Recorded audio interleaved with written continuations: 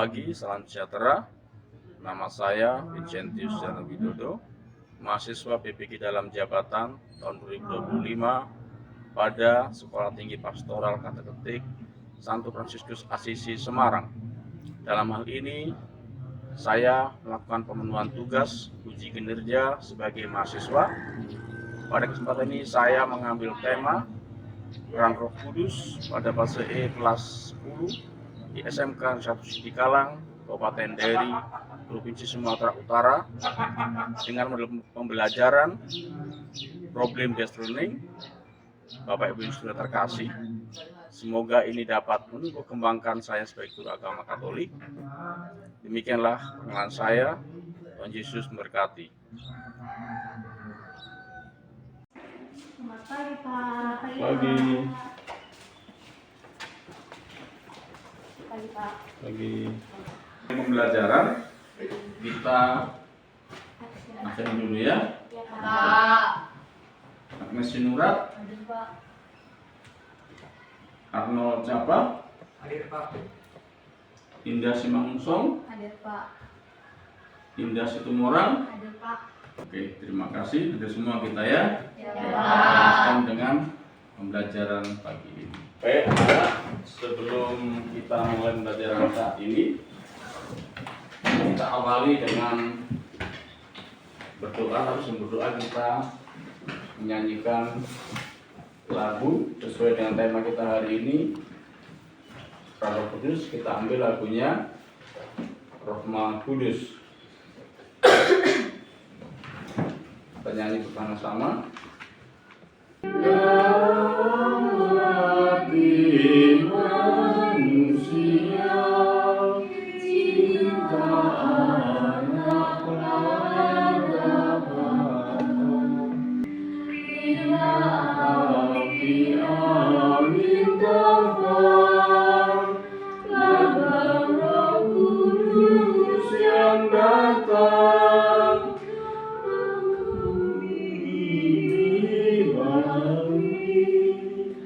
oleh pengaruh yang suci, supaya kami wartakan karya besarnya Tuhan. Amin. Kita berdoa. Siapa yang berdoa, salah satu maju. Mulai pembelajaran kita, ada baiknya kita berdoa. Dalam nama Bapa dan Putra dan Roh Kudus. Amin. Selamat pagi Bapa, Putra dan Roh Kudus. Terima kasih atas segala berkat dan kasih karunia yang Kau berikan kepada kami hingga pada pagi hari ini kami masih bisa merasakan atas kehidupan yang daripada-Mu. Hanya ini doa Anak-Mu demi Kristus Tuhan dan pengantara kami. Amin. Amin. Oke, selamat pagi. Pagi, Pak. Sehat semua? Sehat, Oke, Pak. baik. Hari ini kita masukin materi pembelajaran tentang peran Roh Kudus, terutama dalam hidup kita sehari-hari. Yang pertama, kita harus tahu dulu tujuan pembelajaran kita hari ini, apa yang mau kita capai dan kita harapkan dari pembelajaran pada saat ini tentang peran Roh Kudus dalam hidup kita. Tujuan pembelajaran kita tentang peran Roh Kudus, ayo sama-sama coba kita baca. Peran peserta didik mampu memahami peran Roh Kudus yang melahirkan, Membimbing dan menghidupi gereja, baik yang terungkap dalam kitab suci maupun tradisi. Selanjutnya ada pertanyaan. Nah, siapakah Roh Kudus itu? Siapa? Allah sendiri. Iya. Yang lain lagi? Mungkin jawaban yang lain? 3 dari Tritunggal. 3 dari Tritunggal. Yang lain lagi siapa kira-kira? Biar lebih jelas, mungkin inilah yang pas ya. Roh Kudus adalah pribadi ketiga dari Tritunggal. Roh Kudus adalah Allah sendiri yang berkarya dalam dunia dan dalam diri manusia. Itulah Roh Kudus ya. Jadi kalau tanya apa itu Roh Kudus ya kan? Jadi jawabannya pribadi ketiga dari Tritunggal. Siapa Tritunggal itu siapa saja? Bapa, Putra dan Roh Kudus ya. Jadi Tritunggal itu adalah sehakikat ya kan? Tidak ada yang dalam arti satu sama lain lebih atau kurang, tidak. Sehakikat artinya mereka sederajat ya. Jadi peran kudus juga itu adalah peran Allah dalam hidup kita ya. Jadi kalau kita belajar sebelum itu biar kita lebih paham lagi, kita kan ada tanya lagi kan, mengapa Roh Kudus sangat penting bagi umat Katolik dan gereja ya. Tapi sebelum kita jawab ya, kita lihat dulu video ini agar kita lebih bisa memahami apa itu peran kudus dalam kita dan gereja. Simak videonya. Sahabat-sahabat semua, sebelum kematiannya, Yesus berjanji kepada murid-muridnya bahwa ia akan mengutus Roh Kudus saat ia tidak lagi berada bersama mereka.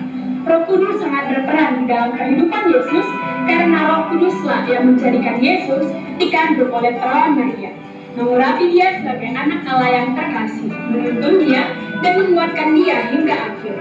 Setelah kebangkitannya, ia mengaruniakan Roh Kudus kepada murid-muridnya. Pada saat itu, Roh Kudus turun atas gerejanya. Semakin kita menerima Roh Kudus dalam diri kita semakin dibimbing dan dilimpahkan karisma mewartakan kerajaan Allah, dan kita akan semakin bertumbuh baik secara jasmani maupun rohani. Hidup kita akan seimbang antara jasmani dan rohani dan menjadi OMK yang memiliki karisma pewarta sabda Allah. Oke ya, jadi itulah Roh Kudus tadi ya, Roh Kudus dalam hidup kita tadi dan kita lihat melalui contoh video tadi ya kan. Nah, kan dalam kitab suci Perjanjian Lama ya kan juga dijelaskan juga ya kan, ada peran Roh Kudus dalam Perjanjian Lama ya, terutama dalam kisah penciptaan ya kan, Kejadian 1 ayat 2. Mari kita baca. Bumi belum berbentuk dan kosong, gelap gulita menutupi samudra raya, dan Roh Allah melayang-layang di atas permukaan air. Ya kan? Di situ ada kata apa? Roh Allah. Kan? Ya. Jadi sejak semula sudah ada Roh Allah itu. Ya kan? Jadi kalau mungkin dalam ayat sebelumnya, ya kan, di situ ada kata-kata Allah menciptakan langit dan bumi. Di situ ada Allah. Ya kan? Allah situ berperan. Sekarang di sini Roh Allah yang berperan. Ya, artinya apa? Roh Kudus itu sudah ada sejak semula. Jadi kalau dalam dogma kita orang Katolik, ya, itu Roh Allah atau Roh Yesus itu atau Roh Kudus itu sudah ada sebelum segalanya ada. Ya, paham kan maksudnya kan? Jadi sudah ada sebelum segalanya ada ya. Dia juga berperan dalam Perjanjian Baru juga ada. Ya, jadi peran Roh Kudus dalam Perjanjian Baru apa kira-kira? Mari kita lihat ayat berikutnya ini ya. Ya, Roh Kudus dalam Perjanjian Baru, ya kan? Nah, apa itu? Turun atas Maria dalam Lukas 1 ayat 35. ya. Apa kira-kira itu? Apanya? Kita baca. Jawab malaikat. Itu kepadanya, Roh Kudus akan turun atasmu, dan kuasa Allah yang Maha Tinggi akan menaungi engkau. Sebab itu anak yang akan kau lahirkan itu akan disebut kudus, anak Air, ya kan? Dan masih banyak lagi ya. Nah, itu nama Roh Kudus, ya kan? Nah, artinya apa? Roh Kudus turun dalam hidup manusia bukan apa ya? Bukan sekedar apa saya katakan dalam bentuk yang abstrak ya, tapi bentuknya juga ada dalam rupa api ya, nyata. Dalam rupa burung merpati juga nyata. Dalam pembaptisan berupa air untuk menguduskan kita. Ya. Makanya kita sebagai manusia juga ini sebetulnya kita adalah kudus. Artinya apa? dalam hidup kita ini ada roh Allah. Ya, kalau kita kembali ke penciptaan, ya kan?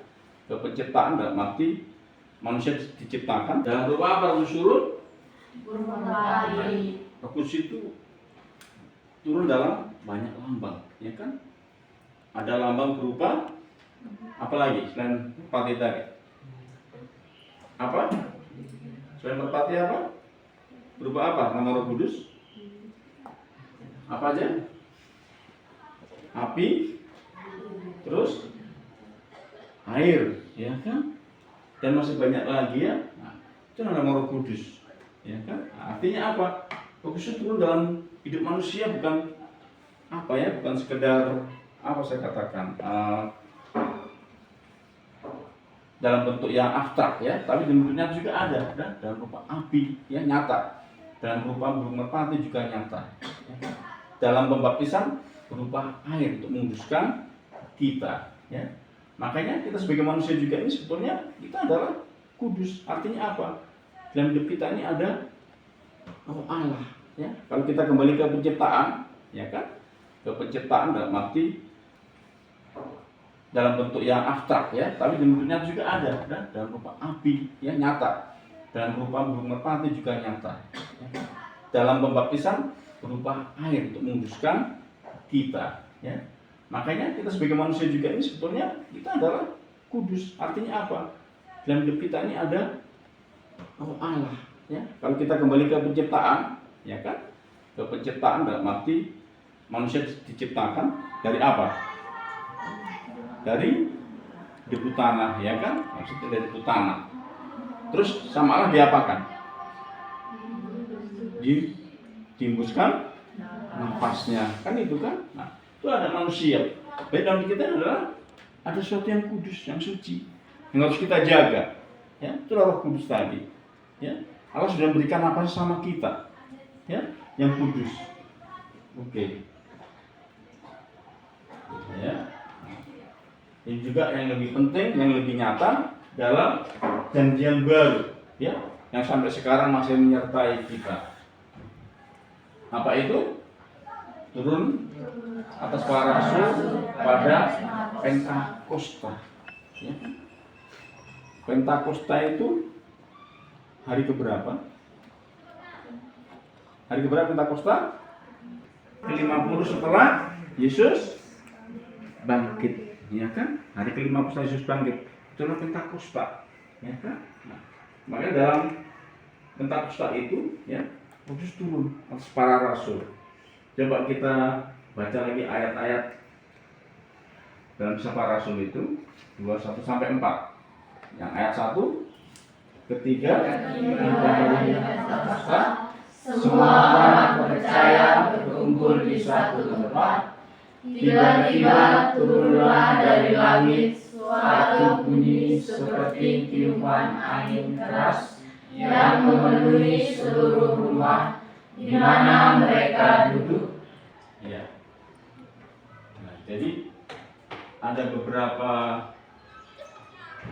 apa ya, khusus juga dalam bentuk karunia untuk manusia.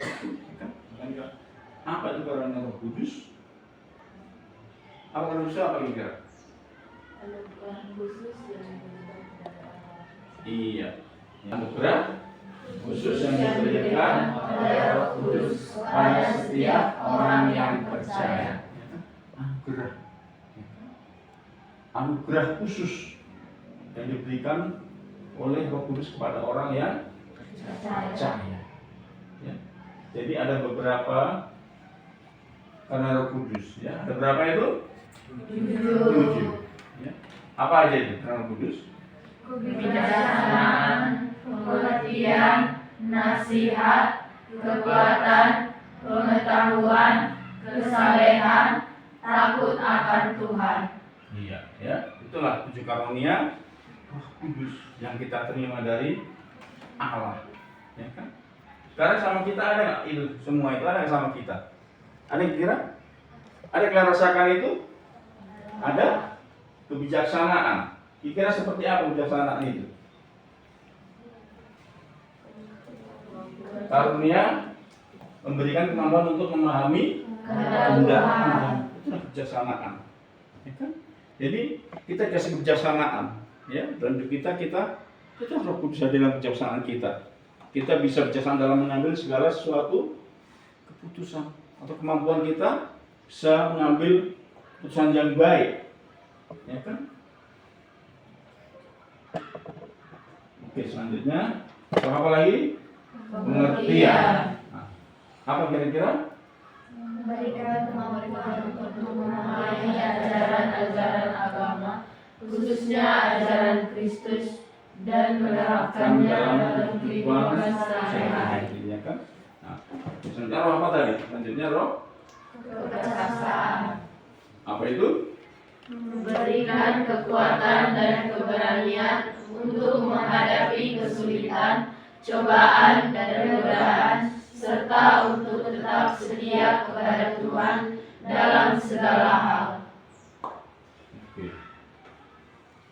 Selanjutnya lagi roh pengetahuan.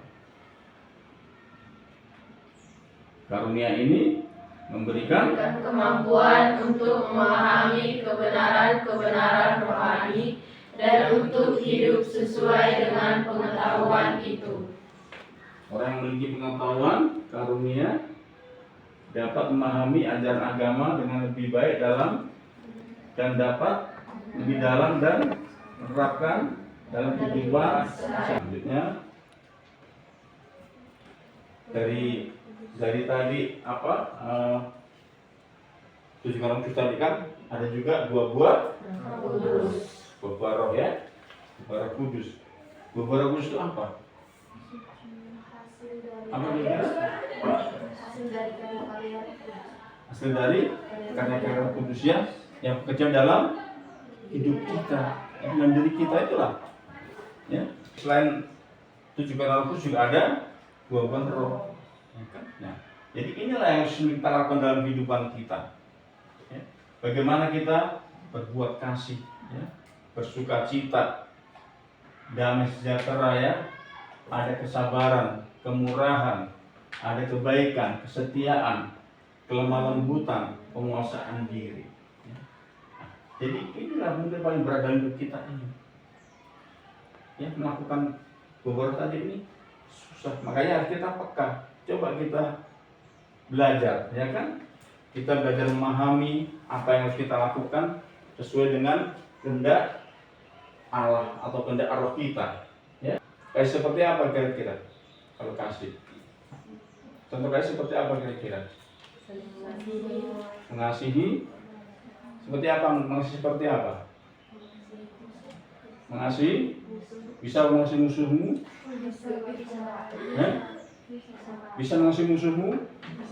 Aha. Ya.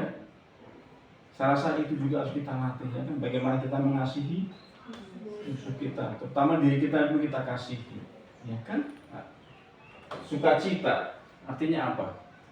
Selalu ceria, ya kan? Senyum juga penting, ya. Makanya kalau pagi apa itu depan itu ada S5 ya? 5S ya? Ya. Apa 5S itu? Sapa, sopan, santun, senyum. Ya. Makanya senyum juga penting. Jadi kalau di emoji gambarnya yang gini tuh ya, yang naik ke bawah ya, bukan yang ke bawah, yang ke atas kan? Iya. Ya. Tidak bang sabar. Tidak sungut. Apalagi sabar. Tidak boleh emosi, ya itu sabar kan? Ya.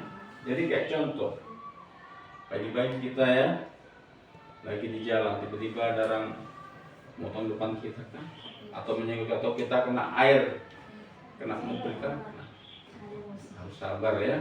Kadang-kadang kita nggak bisa sabar, ya kan? Tapi harus kita berlatih untuk kesabaran hidup kita kan, kemurahan.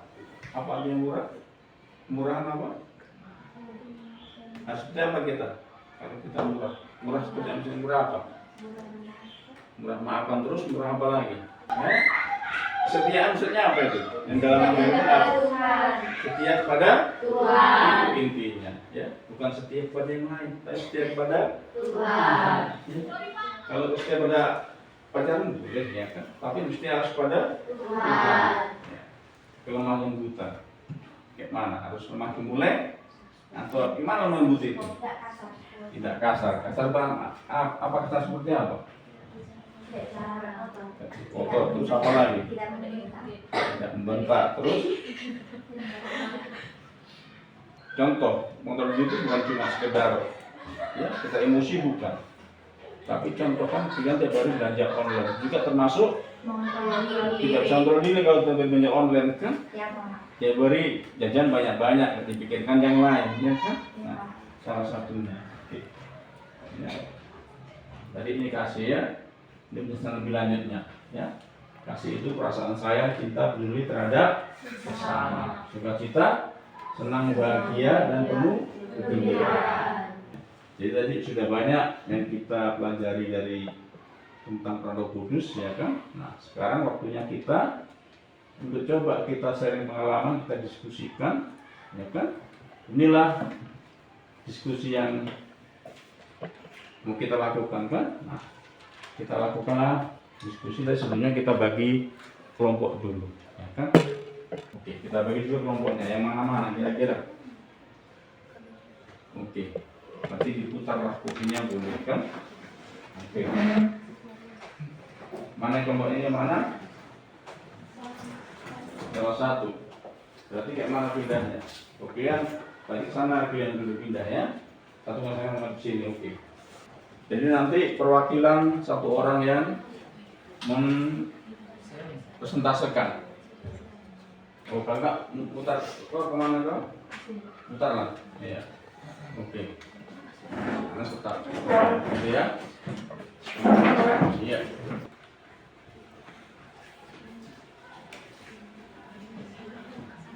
Ya, diskusikan nanti kalau ada yang kurang jelas, tanyakan.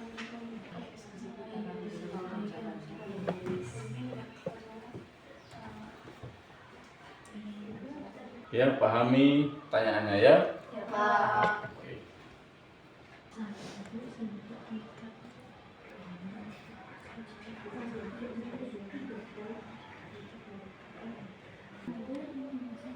Dilihat ya pemahamannya seperti apa ya.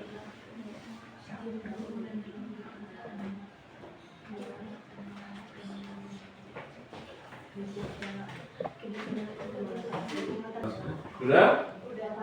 Oke. Balik ke tempat masing-masing kalau sudah.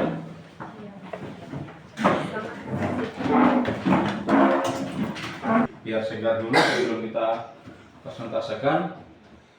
Kita extracting dulu. Ya, Pak. Apa kita buat? Jadi Membuat rohnya. Oke, siapa yang memimpin? Indah. Silahkan Indah. Kemurahan, kebaikan, kesetiaan, kelemah lembutan, dan penguasaan diri. Kasih sukacita, damai sejahtera, penguasaan diri. Oke. Terus kan? Siap. Sekarang kita lanjutkan dengan presentase ya. Siap. Kita presentasikan setiap kelompok yang mewakili satu orang saja yang maju ke depan. Oke, kelompok satu dulu siapa yang selesaikan? Siapa? Indah? Oke, silakan selesaikan. Roh Kudus hadir melalui penguasaan diri karena saya dapat mengontrol emosi atau nafsu saya. Kesabaran karena bisa menahan diri dengan tenang tanpa kehilangan kontrol emosi. Dari kehadiran dalam diri kita dan mampu menguasai ke-9 buah-buah roh. Oke, baik. Oke, kasih dulu tepuk tangan. Nomor satu. Oke, selanjutnya kelompok dua. Mengaturkan kebaikan kepada sesama serta lebih terbuka kepada Tuhan. Oke, kelompok tiga. Yang datang di hati kami, sehingga kami merasa nyaman. 2. Karunia atau buah Roh Kudus mana yang paling kamu butuhkan saat ini? Mengapa? Kasih, karena kasih merupakan perasaan cinta dan empati yang tulus terhadap sesama manusia, di mana seseorang merasakan apa yang dirasakan oleh orang lain. 3. Apa yang dapat kamu lakukan untuk lebih terbuka terhadap bimbingan Roh Kudus, yaitu dengan cara berdoa dan membaca kitab suci, meluangkan waktu setiap hari untuk berdoa dan membaca kitab suci supaya kami lebih terbuka lagi terhadap bimbingan Roh Kudus. Oke, sekarang kita masuk ke refleksi, ya kan? Refleksi menurut daging dan roh, ya kan? Bubur daging apa? Apa bubur daging? Apa bubur daging? Ayo, siapa yang jawab? Indah. Apa aja Indah?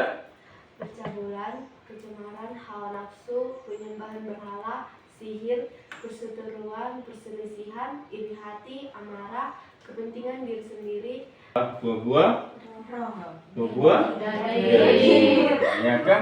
Yang terbalik, ya. Jadi kalau bubur daging itu artinya yang ke sisi negatif, ya kan?